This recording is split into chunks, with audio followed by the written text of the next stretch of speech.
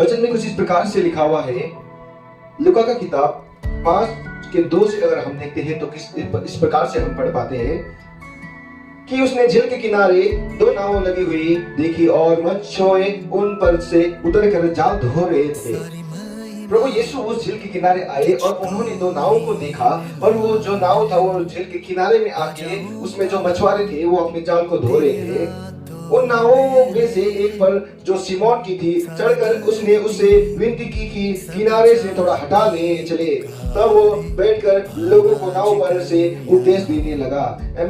उस नाव में एक व्यक्ति जो था, उसका एक नाव था, उसका नाम सिमोन था। उससे परमेश्वर ने विनती की, यीशु मसीह ने विनती की और कहा कि तो नाव थोड़ा सा उधर ले चले। और जब थोड़ा सा उधर लेके चल गया नाव को, तो परमेश्वर यीशु मसीह उसमें से लोगों को उपदेश देने लगे। जब वो बातें कर चुका तो सिमोन से कहा, गहरे जल में ले चल और मछली पकड़ने के लिए अपने जाल डालो। जब उपदेश खत्म हो चुका था और उसके बाद यीशु मसीह ने सिमोन से क्या कहा है, सिमोन अपने नाव को थोड़े गहरे में ले चल और अपना जाल मछली पकड़ने के लिए डाल। अब इसमें सुनेंगे हम कि सिमोन ने परमेश्वर को किस रीति से जवाब दिया। सिमोन ने उसको उत्तर दिया, हे स्वामी, हमने सारी रात मेहनत की और कुछ ना पकड़ा, तो भी तेरे कहने से जाल डालूंगा।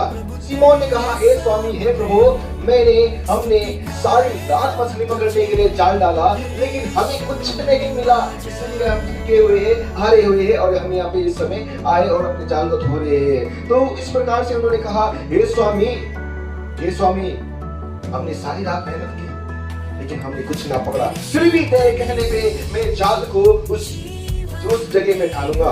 फिर उसने निर्णय किया।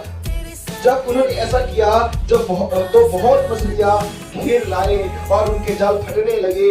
इस पर उन्होंने अपने साथियों को जो दूसरी नाव पर से थे संकेत किया और कि आकर हमारी सहायता करो, और उन्होंने आकर दोनों नाव यहाँ तक भर ली कि वो डूबने लगे। सिमोन पतरस नाम का वो आदमी उस झील के पास रहने वाला और वो झील में मछली पकड़ के उसका पूरा परिवार चलने वाला व्यक्ति अपने नाव को लेके उस झील में रात पर उन्होंने मछली पकड़ा, परंतु उन्हें खाली हाथ आना पड़ा लौट के। उन्हें कुछ नहीं मिला, वो निराश हो गए, वो परेशान हो गए, क्योंकि उनका काम जो था वो परमानेंट, उनका काम जो था वो मछली पकड़ने का था। और जब मछली उनको नहीं मिला तो वो परेशान हो गए कि हम अब क्या खाए, हम अब कैसे गुजारा करें, अब हमारा परिवार कैसे खाए। इस प्रकार से सिमोन क्या है, उस समय अपने आप में निराश हो गया और निराश होकर जैसे कि उस झील के किनारे वो अपने नाव को वो सोचते हुए कि अब कैसे खाऊं, मेरे परिवार को मैं क्या खिलाऊं, वो अपने आप को बेचारा बनाते हुए, अपने आप को वो सोचते हुए उन बातों को कि मैं अपने परिवार को कैसे चलाऊं, कैसे खिलाऊं इनको, मैं कैसे खाऊं। हमने पूरे रात मछली पकड़े लेकिन हमारे हाथ कुछ नहीं लगे, बोलकर जब वो निराश हो गए थे तो उस समय यीशु मसीह जो आए, सिमोन पतरस ने कुछ नहीं सोचा, परंतु जैसा प्रभु ने कहा वो वैसा ही किया और उसने कहा, प्रभु ठीक है, आपके कहने पे मैं करता हूँ। सिमोन पतरस ने अपने नाव में क्या किया, परमेश्वर को झुका दिया और जब उनकी कहे बातों को उन्हें सुना तो वचन कहता है कि उन्होंने इतना मछली को घेर लाया, उनके जाल फटने लगे। उसने अपने दोस्तों को संकेत करके बुलाया, उनके दोस्त भी नाव लेके आए। जब उनके दोस्त नाव लेके आए तो इतने सारे मछली उस नाव में भरे गए, इतने सारे मछली उस नाव में भरे गए। उसके बाद वो नाव भी डूबने लगी। आमीन, हालेलुया। आज परमेश्वर आपके जीवन में एक जगह हो जाता है। आज परमेश्वर चाहता है कि आप उन्हें स्वागत करें अपने जीवन में, आप उन्हें आपके समस्या में स्वागत करें, आप उन्हें अपने परेशानियों में स्वागत करें, आप अपने दुख में उन्हें स्वागत करें। और जब हम अपने परेशानियों में, अपने दुख में, अपनी गरीबी में, अपनी बीमारी में हम उन्हें स्वागत करते हैं ना, तो परमेश्वर हमें आशीष से भर देते हैं, परमेश्वर हमें छुड़ाई से भर देते हैं, परमेश्वर हमें छुटकारे से भर देते हैं। उन्होंने परमेश्वर को जगा दिया। जिस जगह में उन्हें मछली नहीं मिला था, जगह वही था।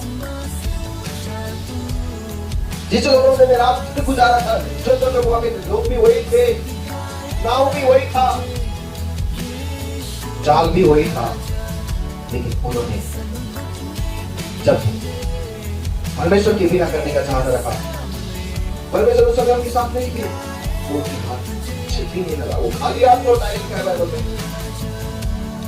लेकिन जब उन्होंने उनकी नाव में प्रभु यीशु मसीह को स्वागत किया, प्रभु यीशु मसीह को जगा दिया, तो उसी जगह में, उसी जाल के द्वारा, उसी नाव में चढ़ के वही लोगों के साथ में जो नए मछली पकड़े चला हुई बन गए।